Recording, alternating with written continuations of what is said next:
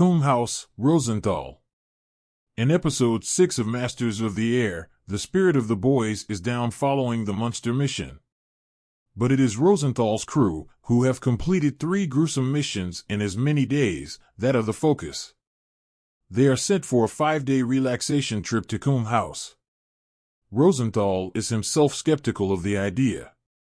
He wants to go back to the base, but Dr. Houston, a flight surgeon looking over the men, asks Rosenthal to try and process the events of the past 3 days. On the second night, Rosenthal, who cannot sleep, encounters Houston in the living room downstairs. The 2 men get to talking. They disagree about human nature and the need for a war. Rosenthal exclaims that this relaxation trip has broken his rhythm. The next day, while playing cards, one of the crewmen recalls how Rosenthal's humming gave them hope during the Munster mission. Germany, Egan. Egan tiptoes around the wilderness in Westphalia, hiding from Germans. However, he runs into a group of children, who, despite his mercy of not killing them, rat him out. Egan runs, but is taken into custody by civilians, who then hand him over to the military. He is being transported to a prisoner of war, POW, camp in Frankfurt. However, en route, along with other Americans and guarding German soldiers, he runs into an angry mob. The neighborhood has recently been bombed by the RAF and the mob is livid. They attack the Americans, killing all of them bar Egan, who is lucky to escape a bullet. He regains consciousness the next day as 2 civilians take the bodies on a cart to bury them in the forest. Egan tries to run but is badly wounded. Exhausted, he falls unconscious on the ground, to be discovered later by German soldiers. He is brought to the Dullen Luft in Frankfurt, where he is processed into commitment. His interrogating officer is quaint. He doesn't act like a German at all. He tries to comfort Egan and talks about the Yankees and the World Series. It is a subtle way to manipulate Egan. To provoke him, the officer brings up Cleven's disappearance. That is followed by the bottom line: since there is no record of Egan on the mission, he is deemed a spy. Egan refuses to indulge in the officer's plea to identify himself and discuss further American plans. Egan is thrown into jail. The next morning, Egan is transported with the rest of the captured Americans on a train. While leaving, they see a train of Jews being taken to a concentration camp to be gassed. However, we get a positive ending as Egan and the others are taken to Stalag Luft III in Sagen, Germany.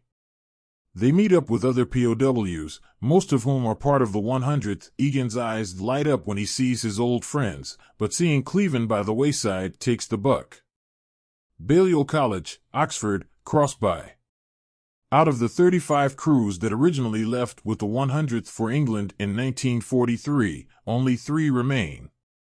Only a few months have passed, but the number has dwindled significantly. C.O. Harding and the other superiors are trying to take care of their men. In line with this initiative, Captain Crossby was sent to Balliol College in Oxford to attend a symposium. Many other speakers from the Allies will be there as well. Crossby shares a room with subaltern Alessandra Westgate, a female officer. The 2 instantly begin a friendship and learn about each other's personal lives.